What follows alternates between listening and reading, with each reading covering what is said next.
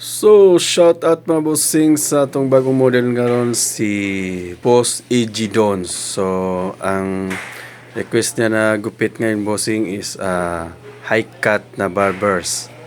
So, yan mga bossing, ang resulta. Yan ang final result ng high cut na barbers mga bossing.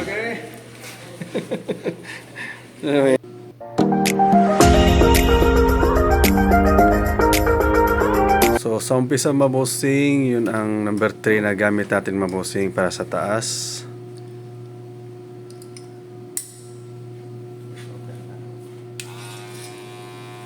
Pantay-pantay lang po na ito mabosing para maganda tingnan. Sa ibang gawin din mo po dito. Top-cut. Pakikauban, gamit ko i-ship, saya ko i-ship. Program ito i-ship, ikahan sa advertise i-ship. Yang, ang mga, so, parang singala na, singala na pala na sa TikTok na, watermark na. Oh, kuan Kita. top-cut na nga. Kuan walay kuan. Wala. Wala yung watermark. Ito man. I-ship na watermark. Kaya TikTok para makita na ba sa TikTok. Oo, ano siya na. Ang TikTok pwede naman walay kuan. Watermark. Kuan save ra niyo. Oo, kuan diri naman kuan ma-upload ba. Ano na ko sa anak ko sa Dili mo kuan upload niya. Kuan save ra niyo. Shoutout pala sa isa na namang model natin, si Boss AG Dons. So sa kabilang side mga bossing, ganun din ang ginagawa natin. So gamit natin ay number 3. So pantay-pantay lang natin mga bossing hanggang sa maganda na tingnan.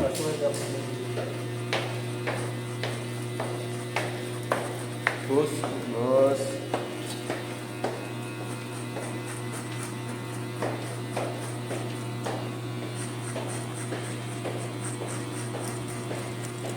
Awalnya kita sama berjaya. Jangan aku lagi.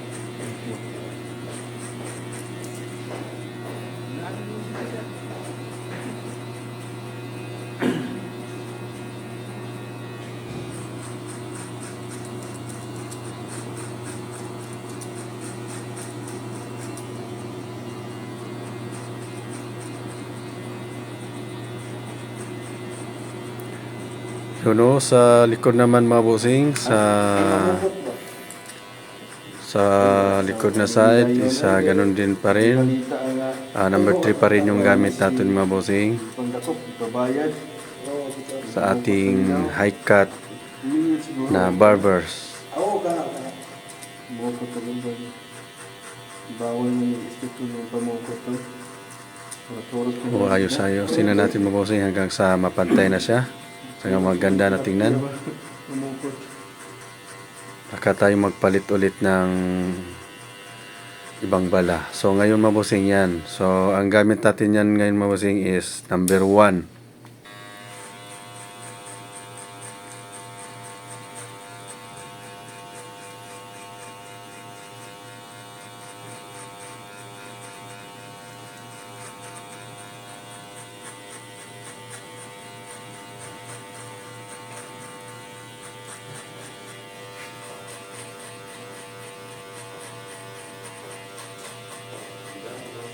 Dino, kala ko dilata na yung lumabas, yung pala. Sabon. Kala ko pampatulog yung binili mo ba? Ay,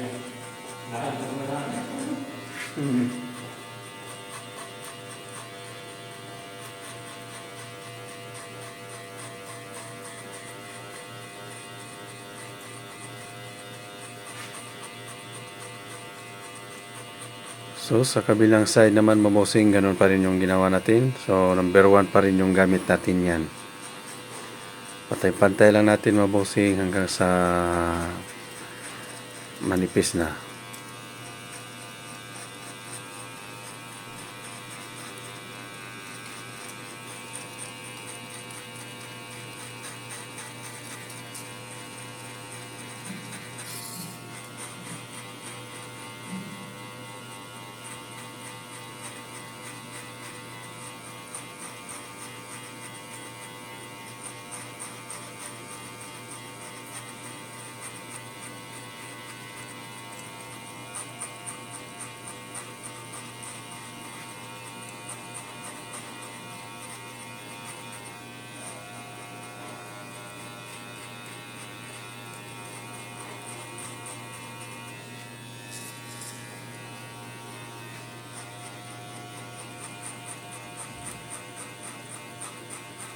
Sa likod mga bossing, ganun pa rin yung ginawa natin. So, number 1 pa rin yung gamit niyan.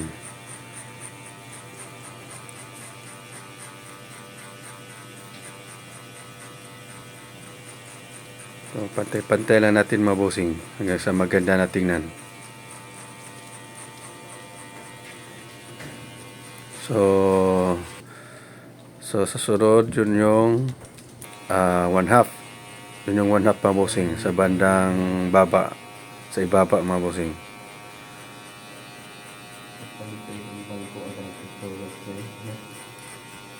Oh, para ka ng pag-office niya. Oh, diba? Ito lupa. Kan ay ko sa kanhan na ito. So sa mga baguhan na nag-aral ng gupit yan, kahit na ginagamitan natin ng bala, kumbaga may sukat-sukat yan, kailangan pa rin nating silip-silipin yung saan tayo banda na gupit, kung pantay-pantay ba siya. Kasi minsan kasi may hindi pantay na diyan na buhok, kumbaga yung pagkagupit natin. Kaya minsan silip-silip tayo kahit na may bala, may sukat yung gamit natin na bala. So yun man po sa kabilang side, ano pa rin yung gamit natin, 1/2.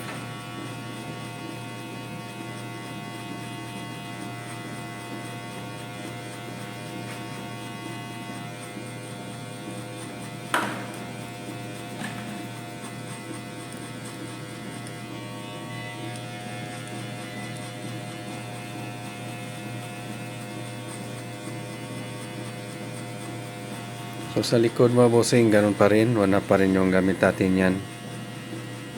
Pantay-pantay din natin hanggang sa maganda na tingnan.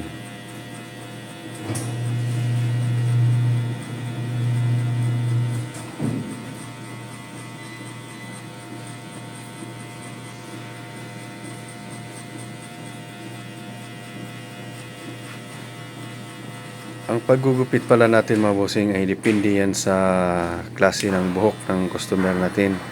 Meron kasi mga customer natin na manipis ang buhok, meron din makapal, may patayo, meron din parang paside yung buhok nila, may pagapang, parang ganon.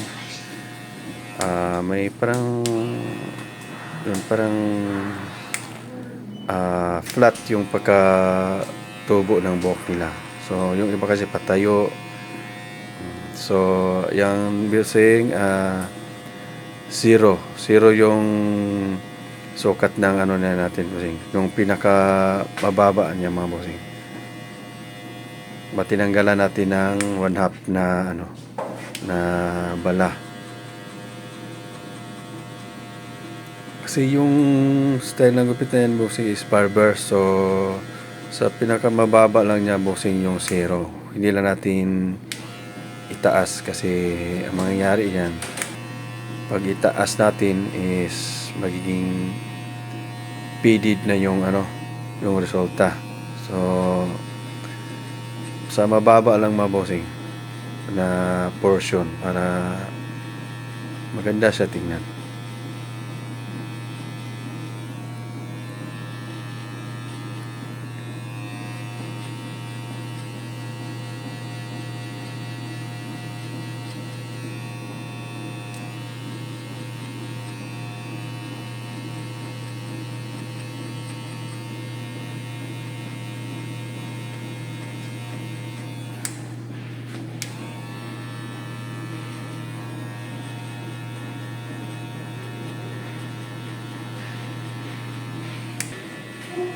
So sa likod, ganoon pa rin mga bossing ginagawa natin. So nipisan natin yung pinaka mababa nga part. Kumbaga i-zero natin.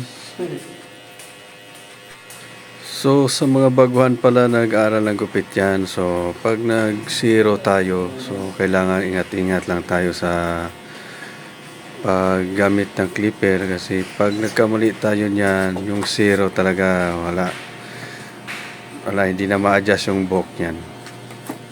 So ngayon mga bossing, gamit tayo ng gunting sa taas.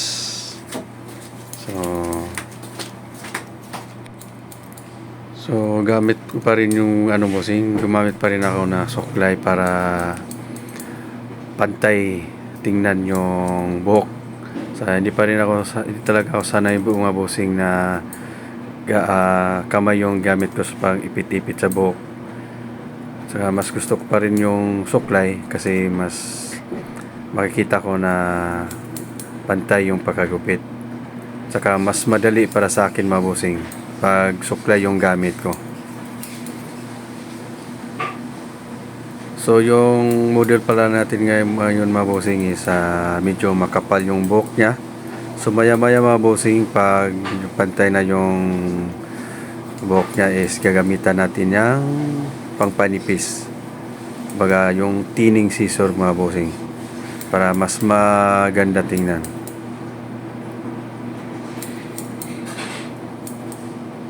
So ayun, ayos-ayusin na natin mga bossing. Tingnan natin yung saan banda yung hindi papantay, baga silip-silip lang tayo.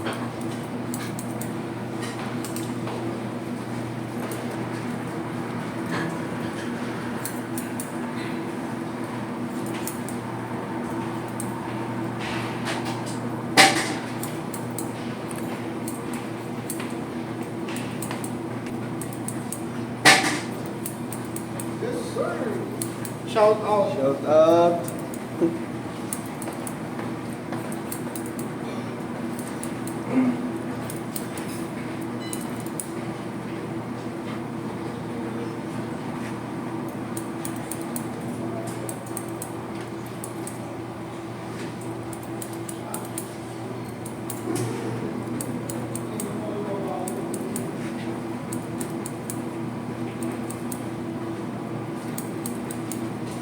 So ayan mga bossing, yung sinasabi ko na pang panipis na buhok, yung thinning scissor na yan. Kasi mas maganda tingnan kasi mga bossing pag medyo manipis yung buhok niya. At saka yung paggamit pala ng thinning scissor mga bossing is depende din yan sa buhok. Kasi yung ginawa ko niyan mga bossing is sa bandang dulo lang. Sa bandang dulo lang yung ninipisan ko. So depende kasi yan sa style ng buhok mga bossing, yung paggamit ng thinning scissor. So ayan mga bossing, pantay-pantay lang natin kung saan banda yung medyo makapal patingnan. So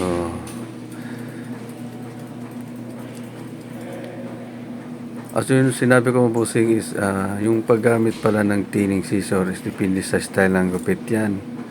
So yan mga bossing, sa dulo yung ginugupitan ko, yung inipisan ko. So yung ibang style naman ng gupit is sa bandang gitna ng buhok. So depende sa gupit yan mga bossing, yung paggamit ng thinning scissor.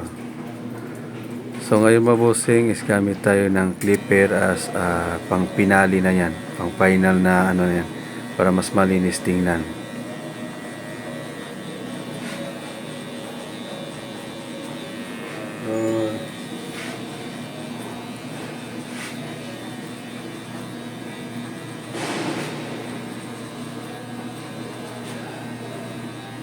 Terus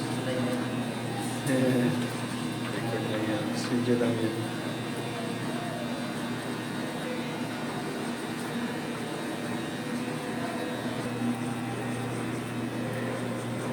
Para pagkatapos niya bossing is doon na tayo mag-aahit mga bossing.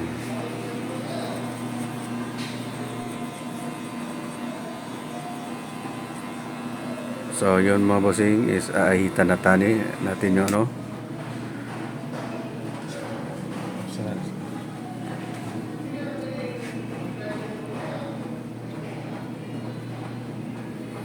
So warning ko pa rin sa mga nag-aaral magupit, pag naggamit tayo ng blade is ingat-ingat lang po. Kasi delikado po yung blade, mabilis makasugat. So pag gusto nyo nang mag-ahit sa ibang tao, so dapat sanay na kayong maghawak ng blade.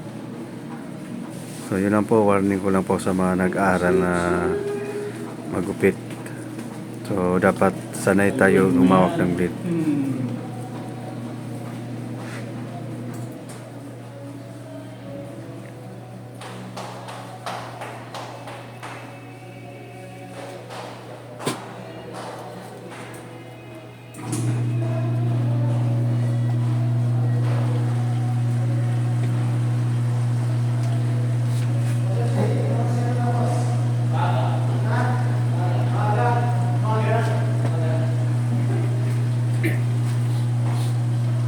May kasun pa yan? Wala pa naman.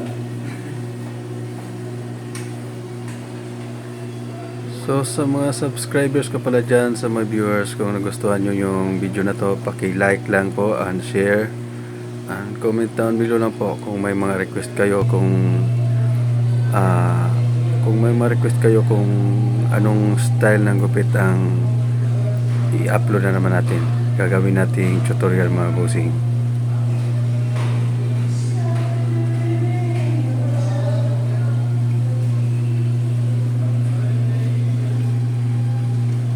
Sa mga hindi pa pag-subscribe dyan, subscribe na kayo sa channel ko, Boss Gupit Vlog TV, para at pinutin na rin nyo po yung notification bell para updated kayo sa mga sumusunod nating mga ina-upload na mga videos.